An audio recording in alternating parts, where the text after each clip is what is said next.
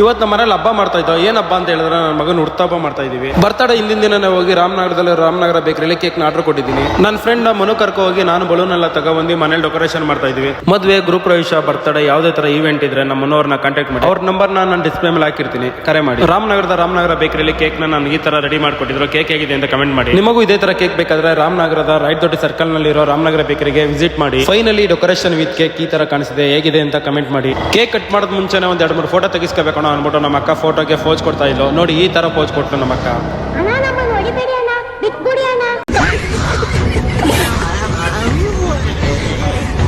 ಎಲ್ಲ ಮಕ್ಕಳನ್ನು ಕರ್ಕೊಂಡು ಬಂದ್ರಲ್ಲ ಕೇಕ್ ಕಟ್ ಮಾಡ್ತಾ ಹೋಗ್ಬಿಟ್ಟು ಕೇಕ್ ಕಟ್ ಮಾಡ್ತಾ ನಿಂತ್ಕೊಂಡ್ರೆ ಅದೇನೋ ಕೊಟ್ಟಿರ್ತಲ್ಲ ಅದು ಹಚ್ಚನ ಅಂತಂದ್ರೆ ಅದ್ಕೋತಾನೆ ಇರಲಿಲ್ಲ.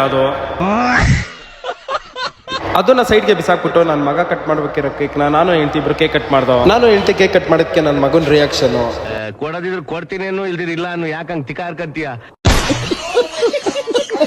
2ನೇ ವರ್ಷದ ಬರ್ತಡೇ ಕೇಕ್ ನಾನು ಇನ್ಕೆಲ್ಲ ಕಟ್ ಮಾಡಿಸ್ತೀನಿ ಮಗನ. ಕೇಕ್ ತಿನ್ನೋರು ತಿಂತಾರಲ್ಲ, ಅದಕ್ಕೆ ನನ್ನ ಮಗಳಿಗೆ ಕೇಕ್ ತಿನ್ನಿಸ್ಬಿಟ್ಟೆ. ನನ್ನ ಮಗನ ಬರ್ತಡೇ ಬಂದಿದ್ದವ್ರು ಎಲ್ಲರಿಗೂ ಬನ್ನಿ ಫೋಟೋ ಪೋಚ್ ಕೊಡಿ ಅಂದ್ಬಿಟ್ಟು ಎಲ್ಲಾರ್ದು ಫೋಟೋ ತೆಗೆದ್ಬಿಟ್ಟು ನಾನು ಈಚೆ ಕಡೆ ಹೋಗಿ ನೋಡಿದ್ರೆ ನಮ್ಮ ಅಕ್ಕ ಸಖತ್ತಾಗಿ ಬ್ಯಾಟಿಂಗ್ ಮಾಡ್ತಾ ಇದ್ಲು. ನಾನು ವಿಡಿಯೋ ಮಾಡ್ತಾ ಇರೋದು ನೋಡಿ ನಮ್ಮ ಅಕ್ಕ ಏನಂದ್ರೆ ಗೊತ್ತಾ. ಇದಾಗಿತ್ತು ನನ್ನ ಮಗನ ಬರ್ತಡೇ ವಿಡಿಯೋ ಇಷ್ಟ ಆದರೆ ಲೈಕ್ ಮಾಡಿ, ಶೇರ್ ಮಾಡಿ, ಕಮೆಂಟ್ ಮಾಡಿ. ಮತ್ತೆ ಭೇಟಿಯಾಗೋಣ. ನಮಸ್ಕಾರ.